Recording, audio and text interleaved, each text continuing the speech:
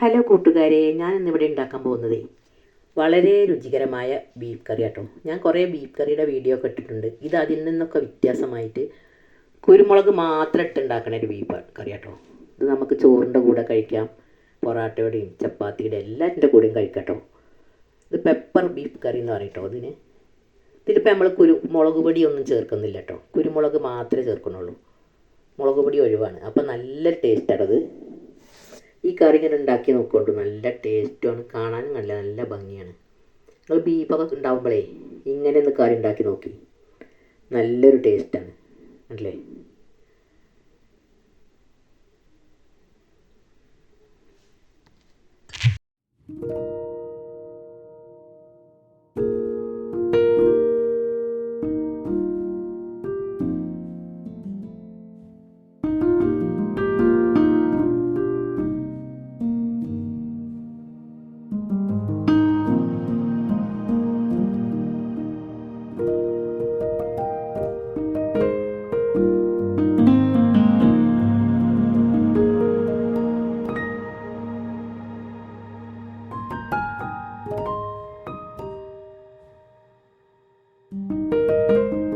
ഇത് എങ്ങനെയാണ് തയ്യാറാക്കാൻ നമുക്ക് നോക്കട്ടെ.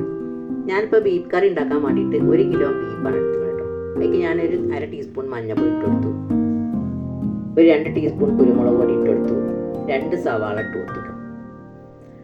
ഇതൊക്കെ നല്ലോണം തിരുമ്മി യോജിപ്പിച്ചിട്ട് നമുക്ക് കുക്കറിൽ ആദ്യം ആവശ്യത്തിന് ഉപ്പ് ഇട്ട് കേട്ടോ.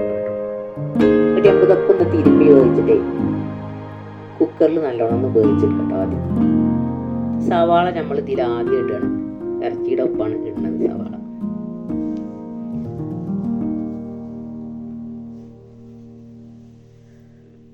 ആവശ്യത്തിന് ഉപ്പ് ഇട്ട് കൊടുത്തോളൂ കേട്ടോ. അത് നമുക്ക് കുക്കറിൽ വേവിച്ചെടുക്കാം. ഇതിൽ നല്ലോണം ഒന്ന് തിരുമ്പി യോജിപ്പിച്ചിട്ടത്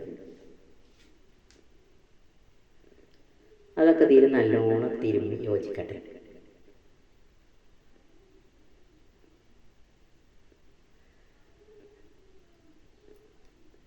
തിരുമ്മി യോജിപ്പിച്ച് ഒരു 10 മിനിറ്റ് ആണ് നമ്മളൊന്ന് റെസ്റ്റ് ചെയ്യാൻ വെക്കുക.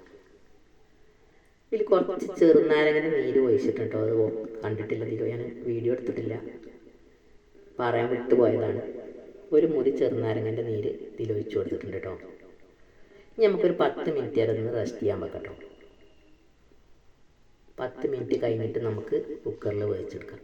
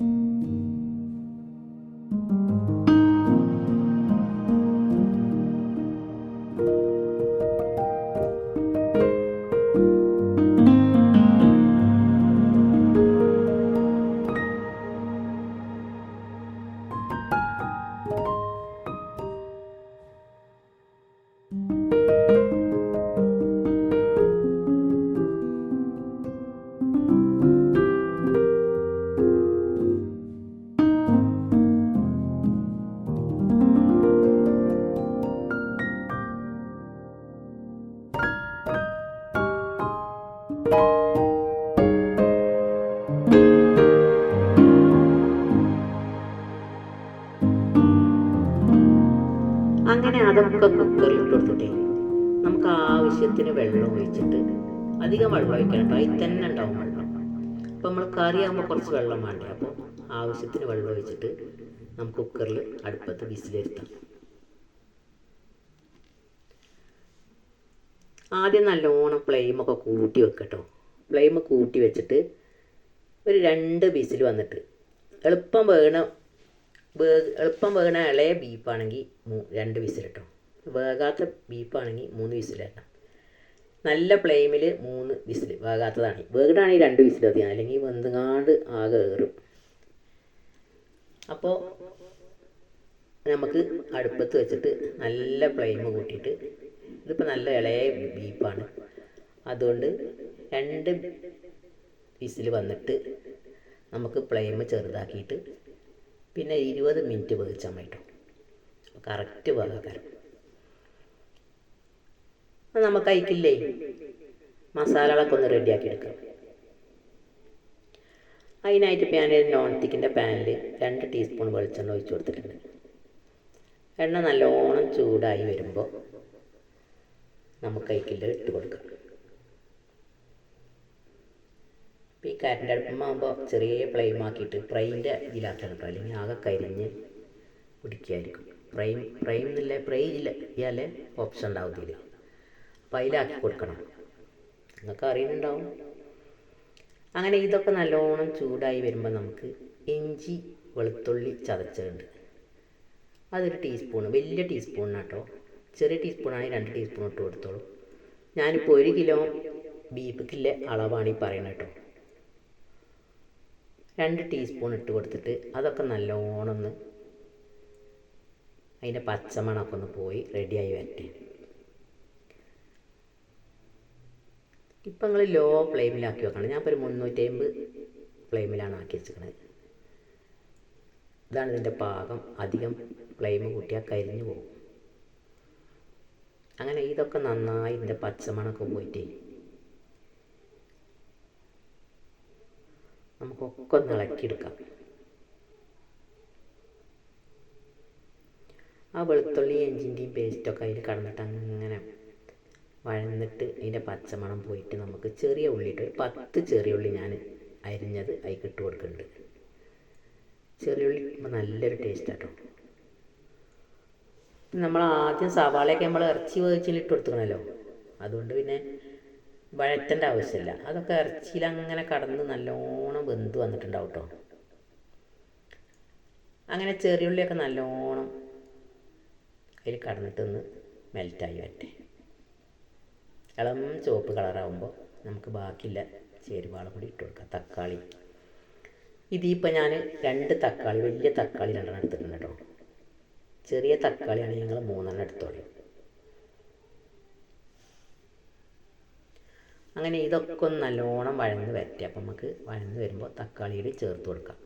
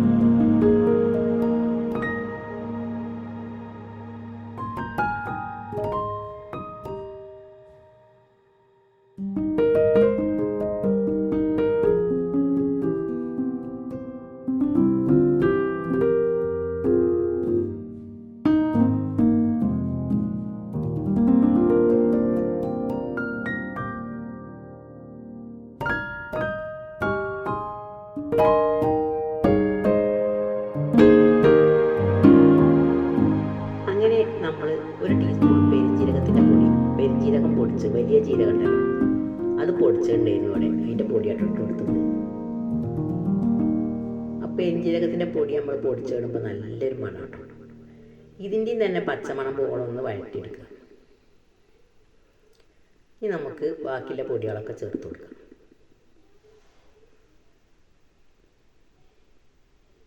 ഇതിൽ മുളകും പൊടി ചേർക്കേണ്ട ആവശ്യമില്ലല്ലോ. ഇത് ഗരം മസാല കേട്ടോ. 1 ടീസ്പൂൺ ഗരം മസാല ഇട്ട് കൊടുത്തിട്ടുണ്ട്. ഞാനിവിടെ വീട്ടിലുണ്ടാക്കിയതാണ് ഗരം മസാല. കാറാമ്പുഗ്, ഏലക്കായ്, കറുകപ്പട്ട ഇതൊക്കെ പാടെ മിക്സിയിൽ പൊടിച്ചതാട്ടോ. അത് ഇട്ട് കൊടുത്തു. നമ്മൾ ഉണ്ടാക്കിയ ഗരം മസാല ചേർക്കുമ്പോൾ നല്ലൊരു മണമൊക്കെ കേട്ടോ. നമ്മൾ വാങ്ങണിലേറെ നന്നാവും. അങ്ങനെ ഇതൊക്കെ ഒന്ന് നല്ലോണം വഴന്ന് വരുമ്പോഴേ തക്കാളി ഇട്ട് കൊടുക്കാം നമുക്ക്.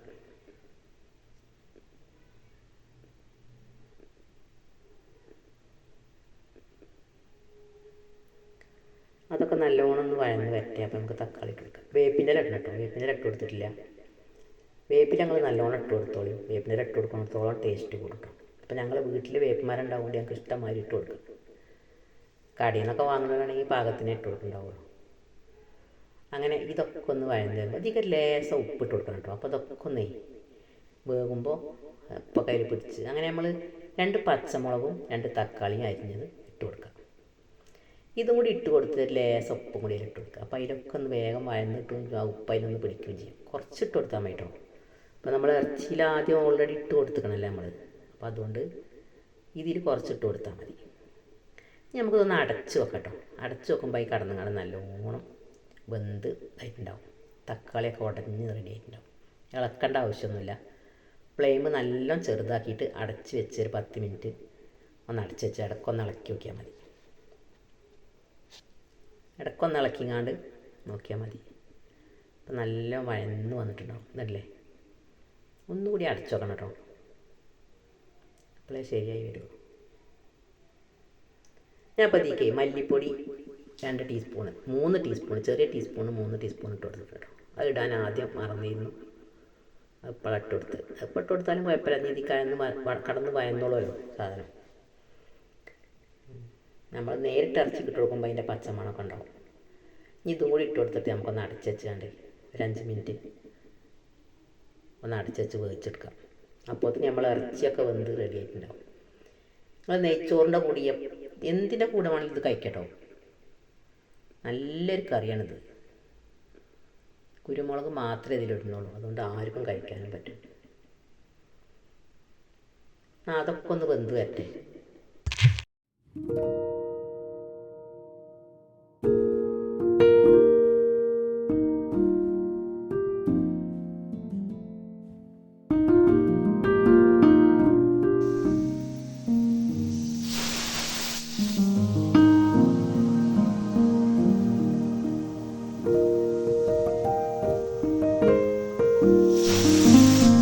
അപ്പോൾ നമ്മളെ കുക്കറിന് 2 വിസിലൊക്കെ വന്നു. ഫ്ലെയിമൊക്കെ ഒന്ന് ചെറുതാക്കി വെക്കാം. ഇതിപ്പോൾ എളുപ്പം വേണേ ബീഫ് ആവുകൊണ്ട് കേട്ടോ 2 വിസിൽ പറഞ്ഞത്. നല്ല മൂത്ത ബീഫൊക്കെ ആണെങ്കിൽ നിങ്ങൾ 3 വിസിലൊന്ന് ചെറുതാക്കിയാൽ മതി. നമ്മൾ ചെറുതാക്കിയിട്ട് ഒരു 20 മിനിറ്റ് കഴിഞ്ഞിട്ട് ഓഫാക്കിയാൽ മതി. കറക്റ്റ് പാകാകാരം. ഇതൊക്കെ നമ്മളമ്മ പറഞ്ഞു തന്ന സമയമാണ്. എല്ലാവരും നല്ല കറക്റ്റ് സമയത്താണ് പാചകത്തിൻ്റെ സമയമൊക്കെ നല്ല കറക്റ്റ് ആകാരം. അപ്പം അങ്ങനെ സമയം നോക്കി നമ്മൾ പാചകം ചെയ്തപ്പോൾ നല്ല കറക്റ്റ് ആയിട്ട് 2 വിസിൽ എന്നിട്ട് ചെറുതാക്കിയിട്ട് 20 മിനിറ്റ് ആയിട്ട് നിങ്ങൾ തുറന്ന് നോക്കുള്ളൂ.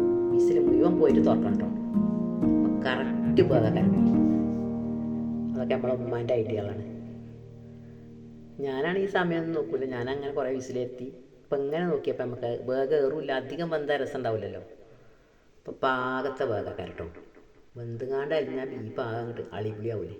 ഇതല്ലേ നന്നായി വെന്ത് വന്നിട്ട് അത്യാവശ്യത്തിന് വെള്ളമുണ്ട്.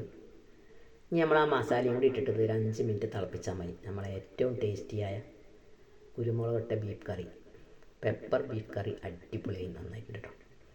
നല്ല ടേസ്റ്റുമാണിത്. അങ്ങനെ നിങ്ങളെ ബീഫ് കറിയൊക്കെ ഉണ്ടാക്കി നോക്കിയിട്ട് നമ്മളെ ഒന്ന് സപ്പോർട്ട് ചെയ്തേ. നമുക്കതിലേക്ക് ഒഴിച്ചു കൊടുക്കാം. നമ്മൾ മസാല വഴറ്റിയതൊക്കെ അതിലേക്ക് ഒഴിച്ചു കൊടുത്തിട്ടേ ഒരു 5 മിനിറ്റ് ഒന്ന് തിളപ്പിച്ചെടുക്കണം കേട്ടോ. അപ്പോഴതിൻ്റെ മസാലയൊക്കെ അതിൽ ചേർന്ന് നല്ലോണം ജോയിൻ്റ് ആവുകയുള്ളൂ. അപ്പോഴേ ജോയിൻ്റ് ആവുകയുള്ളൂ. പാകത്തിൽ കുറുകലുണ്ട്, ഒക്കെ നല്ല കറക്റ്റാണ്. നിങ്ങൾ ബീഫൊക്കെ കിട്ടുമ്പോൾ അങ്ങനെയൊക്കെ ഒന്ന് കറി ഉണ്ടാക്കി നിങ്ങൾക്ക് അറിയുന്നുണ്ടാവും. അറിയാത്തവർക്ക് വേണ്ടിയിട്ടാണ് ഞാൻ ഇട്ടത്. അങ്ങനെ നിങ്ങളെ ഈ വീഡിയോ ഇഷ്ടമായ നമ്മളെ സപ്പോർട്ട് ചെയ്ത് നമ്മളെ ഇതുവരെ സബ്സ്ക്രൈബൊക്കെ ചെയ്തിട്ടില്ലെങ്കിൽ ആ കുഞ്ഞ് ബെല്ലൈക്കണൊക്കെ അമർത്തി ഹോൾ എന്ന ഓപ്ഷൻ വരും. അപ്പോൾ അതിനൊക്കെ അമർത്തിയിട്ട് ഇഷ്ടപ്പെട്ടാൽ നിങ്ങളെ കൂട്ടുകാർക്കൊക്കെ ഒന്ന് അയച്ചു കൊടുക്കൊണ്ടു. ഫീഡ്ബാക്കൊക്കെ അറിയിക്കൊണ്ടു, കമൻസൊക്കെ അറിയിക്കൊണ്ടു. നിങ്ങൾ വീഡിയോ സ്കിപ്പ് ചെയ്യാതെ കാണുന്നുണ്ടോ. അല്ലേ, നമ്മൾ അടിപൊളി ബീഫ് കറി അടിപൊളിയായിട്ടുണ്ട് കേട്ടോ. അല്ലേ, ഇനി ഒന്ന് ടേസ്റ്റ് നോക്കാം നമുക്ക്. ഉപ്പൊക്കെ ഉണ്ടോ? നല്ല ടേസ്റ്റാട്ടോ. ആ കുരുമുളകിൻ്റെയും അതിൻ്റെയൊക്കെ നല്ലൊരു ടേസ്റ്റാട്ടോ. ബീഫ് കൊണ്ട് കുരുമുളക് ഇങ്ങനെ ഇട്ട കറികൾ ഉണ്ടാക്കി നോക്കി. മുളക് ഈ തൊടിച്ചണേ അല്ല, മുളകും പൊടി ഇടണല്ല. നല്ല ടേസ്റ്റാണിത്. എന്തിൻ്റെ കൂടി, പൊറാട്ടയുടെ കൂടെ കഴിക്കാം, പത്തിരിയുടെ കൂടെ കഴിക്കാം, നെയ്ച്ചോറിൻ്റെ കൂടെ കഴിക്കാം, ഒക്കെ നല്ലതാണ്. അങ്ങനെ ഇതൊക്കെ റെഡി ആയിട്ടുണ്ട്. അല്ലേ, നമുക്കൊരു പാത്രത്തിലൊന്ന് വിളമ്പി നോക്കാം.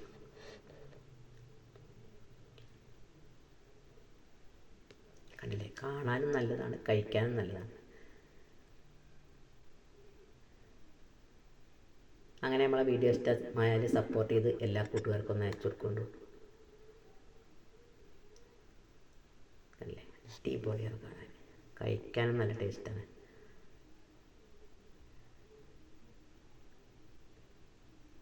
അടുത്ത വീഡിയോയുമായി വരാം. Thank you for watch. Thank you.